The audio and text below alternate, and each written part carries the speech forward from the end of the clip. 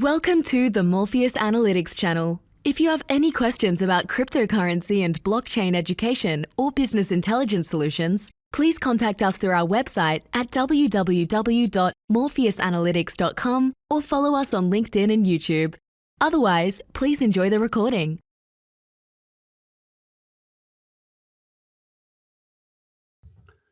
Hi and welcome. Today I have with me David Auton from Morpheus Asset Management. How are you today? Thanks, Michael. Yourself? Oh, very good, very good. We have a special guest also in relation to global crypto adoption, and that's with Gabriella Kusz. How are you today? I'm good. How are you doing? And thank you for having me here. Absolute pleasure, pleasure.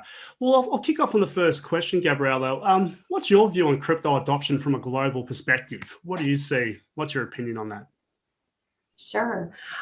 So I think it's important to recognize that crypto adoption around the world, I'd say that there are three key phrases that define it very well. The first is that it is significant and growing. The second is that it's global. And the third is that you're looking at an important job creator and growing in importance every single day. When we look at the size and ongoing growth of crypto assets, I think, we look now at about 2019, you had a $237 billion market capitalization. Fast forward 2 years to this year, you're looking at roughly 1.5 to some estimates put it at $2 trillion of market capitalization.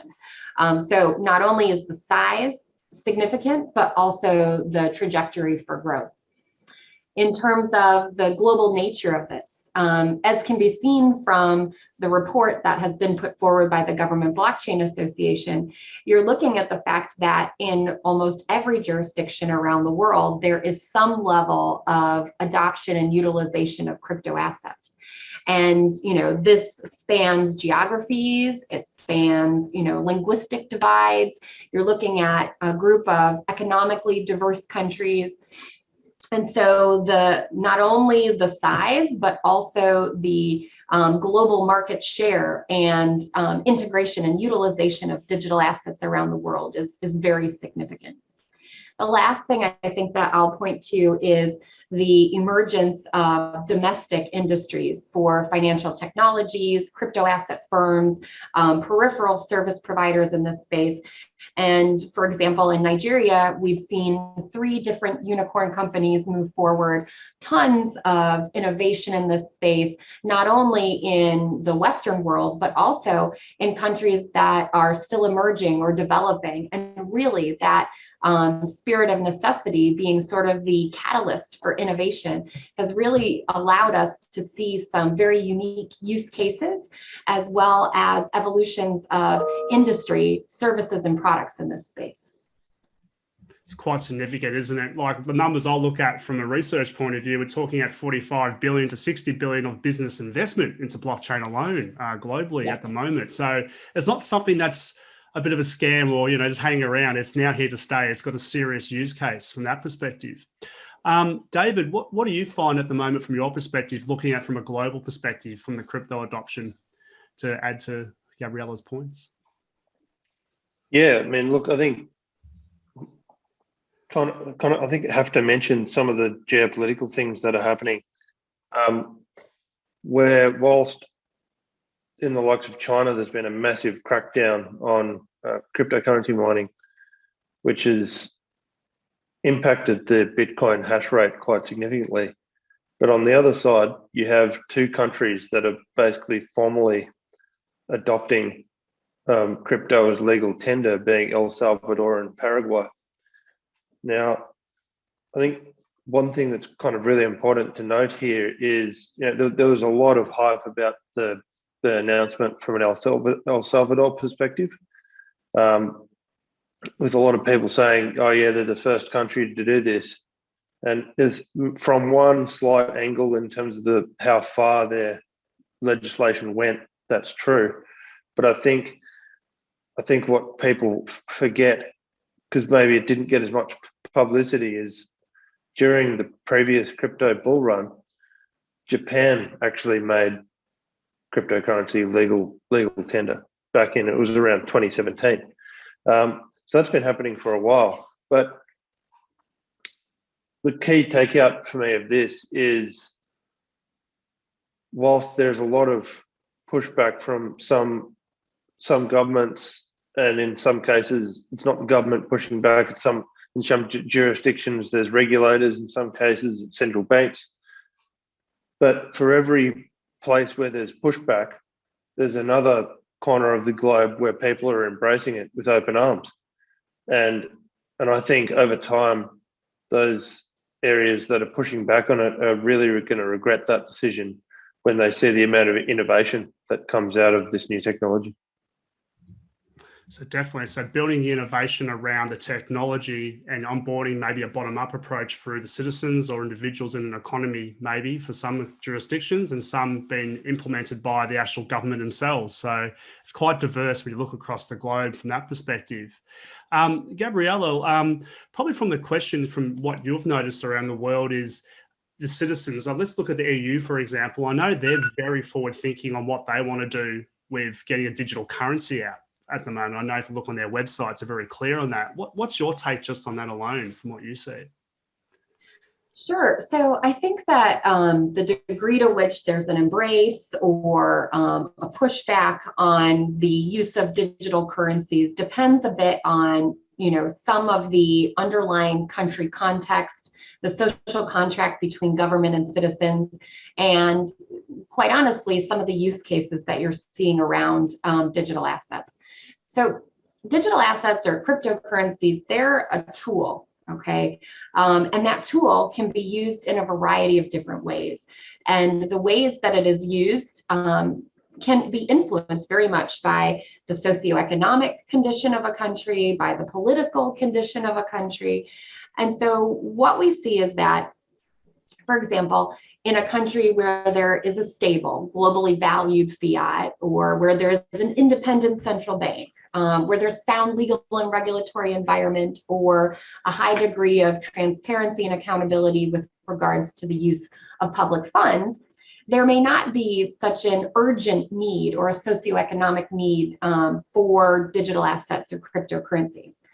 However, around the world, those types of conditions may not always exist. And so in those contexts, there may be a significant need or use case for digital assets, potentially central bank digital currencies or other types of crypto assets.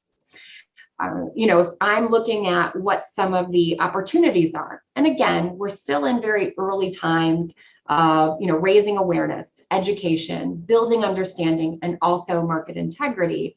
You see opportunities for things like financial inclusion, for example.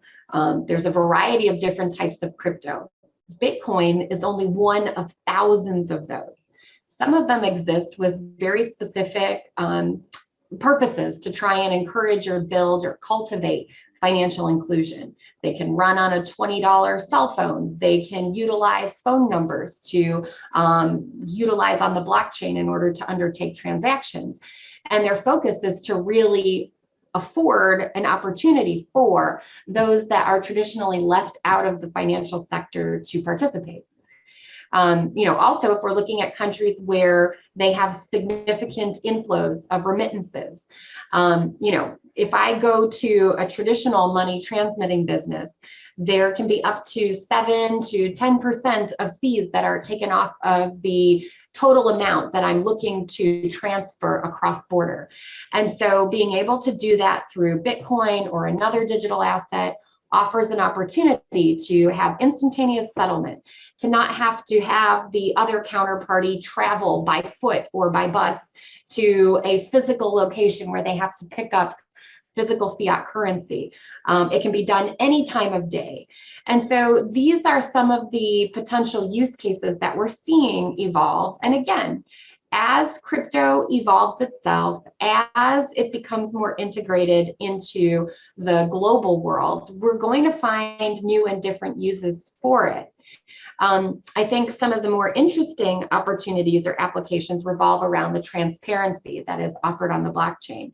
And this potentially offers an opportunity to understand or to prevent things like waste, fraud, and abuse with regards to the use of monies for public needs or public goods. It can help, provide instantaneous payments around disaster relief. It can help to facilitate donor harmonization of funding. And so these are some of the areas that are still very nascent, but we know are areas that are evolving and developing over time. The last piece that I'll focus on is something that you brought up as well, and I know that it's near to all of our hearts, which is the opportunity for there to be economic growth and job creation in the digital asset industry, but also in the underlying technology of blockchain technology around the world. Here you have a potential for a bit of a reordering, the development of domestic industries, perhaps in countries that haven't necessarily been leading in the current industrial revolution, to perhaps take a greater role and a greater degree of prominence in the fourth industrial revolution. And so this is something that I think is still to be seen. Like I said, these are still early days of how and in what way digital assets will effectively transform the global financial sector. But we do see some of these trends coming forward and helping us to understand what some of the broader implications for cryptocurrency and digital assets may be. Well, you certainly hit the nail on the head with an early days mentality around where we're at, and especially the use cases that support that. I know, David, we're discussing this week, particularly around use cases. I know it's been front of mind. Obviously, what are your thoughts on the use cases at the moment that should be put forward, or the top ones? Look, I think the top use cases definitely are surrounding that point Gabriella touched on, which was the financial inclusion, and I think that really hits on the why in terms of some of the countries like El Salvador and Paraguay have done what they've done, because the existing kind of banking system is set up in a way that does make it quite restrictive for some countries to access and operate within the current global banking system. In some cases, that's for good reasons, due to what the government is doing in some of those countries, and in some cases, maybe you could argue that those reasons aren't so great. But regardless, it's a very kind of the main use case is to really allow that greater financial inclusion. And I think as that happens, though, I mean, clearly we need to be mindful globally. Everyone needs to be mindful of the risks that come with that, because obviously there can be some nefarious purposes that come out of these exciting new innovations. So I think that there needs to be the right balance with how this whole sector is regulated. I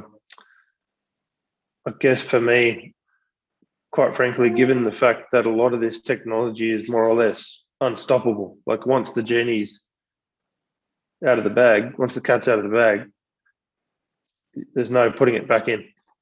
So I think a lot of governments at the moment are sitting around considering, kind of looking at this quite closely and going, well, how do we actually regulate this thing? So I think with some of these new exciting use cases, there just come some challenges as well. Without doubt. Sorry, Gabriella, go. Sorry. No, I apologize. I was just going to actually kind of piggyback off of that. And I think that David raises a really important point, which is the need to have balanced regulation that allows us to have, the evolution in technology, the opportunities and benefits that we see that could accrue to society. But I think there also has to be some level of right-sized regulation that allows for us to protect consumers and to ensure that the funds are not being used for illicit purposes. And so we talk a lot about this concept of responsible balanced regulation and responsible innovation. And so I strongly support that statement, because I think, as with all of us, I think even those in the industry, we are constantly seeing new products, new uses, new services every single day. And so, it's not surprising to me that governments and regulators, they're very much still trying to get their arms around this, because to be quite honest with you, all of us are. It's something that evolves every day. It's not like we're being a finished product. Blockchain is being put in front of us, and this is it. It's over. Judge it, right? There are upgrades. We have the Taproot upgrade coming in to Bitcoin coming forward. You have the future movement from proof of work to proof of stake on Ethereum. So it's very much trying to, I think, get your arms around almost a new way of thinking, which is that you may never have this finished product. You're always going to be in this state of evolution. And so you need to adapt, I think, your regulatory approach, your engagement to an environment of constant change and evolution as well. And so that needs to both permit that evolution and change, and also protect the people that you are tasked with protecting as part of your government mandate or otherwise. I completely agree with that as well. And I think the biggest challenge in this is with some of this new technology that's coming out, I think the big challenge with regulating it is, I think there'd be a lot of regulators out there sitting there asking themselves a question and scratching their head a bit and going, how on earth can we regulate this thing? Because some of the technologies that are being deployed, like when you had the ecosystem dependent on centralized exchanges, and it still is to a large extent, and I think it still will be for the foreseeable future, that's something that can be regulated fairly easily. When, though, you start looking at DeFi protocols, decentralized exchanges, and those kind of technologies, once they're up and running and they have decentralized adoption on the blockchain, it's going to be extremely difficult to restrict them or shut them down, other than saying to people, look, if you deal with these exchanges, that's going to be potentially a problem for you. But targeting the actual technology itself is, quite frankly, I don't know how it can be done. So that I think is the big question on the top of mind of a lot of regulators right now. Definitely the case, David. And look, I know, again, we were talking earlier this week was about centralized exchanges. And I know, Gabriella, I'm going to ask you a question in a minute about this. And what we discussed before we started the call was basically, at the moment, there's a whole bunch of traditional products and financial services available around the world to invest in at the moment. So basically, you can go and buy Bitcoin or Ethereum or whatever, those top coins on any exchange, right, at the moment. But a lot of people see it as a scam still. And also they're quite used to the traditional methods and products they can invest in or put money into. What do you find at the moment? Is it more of a conservative approach, or is because regulation hasn't caught up and made people comfortable to invest in this asset class that's caused that, you feel, at the moment? Or they just see it as a scam perhaps? So I think, we're dealing with two complex issue areas. One is financial and one is technology, right? And so before people can get comfortable with this, they have to understand what it is. And I think one of the biggest lifts that we have in the digital asset industry is around awareness building and education. And so I think that, this report by the Government Blockchain Association is a very important first step, because it starts to provide a very comprehensive, very extensive view of what is happening, what digital assets are, and how to really get your arms around this industry and how to potentially, for example, regulate, or how to spurn innovation and industry in your own jurisdiction. I think that, that really is at the heart of this. And I would say that, given some of the challenges that this may present for traditional regulatory interventions, that it may also somewhat be an answer to that same challenge, which is that maybe the reality is that we begin to look at very strong efforts for awareness building, for education, so that people understand what digital assets are. They know and can better undertake their own research in this space. And I think, it's up to the individual investor to look at their personal risk profile and to make a decision based on that works for them and their risk mix, so to speak, right?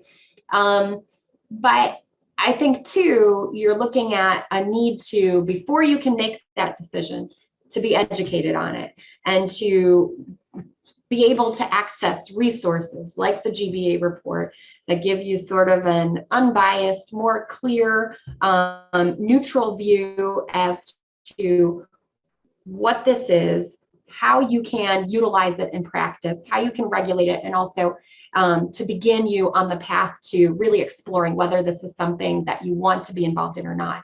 And I think that what we'll find is that over time, there are people who may say, I am not interested in participating or investing in digital assets, and that's okay.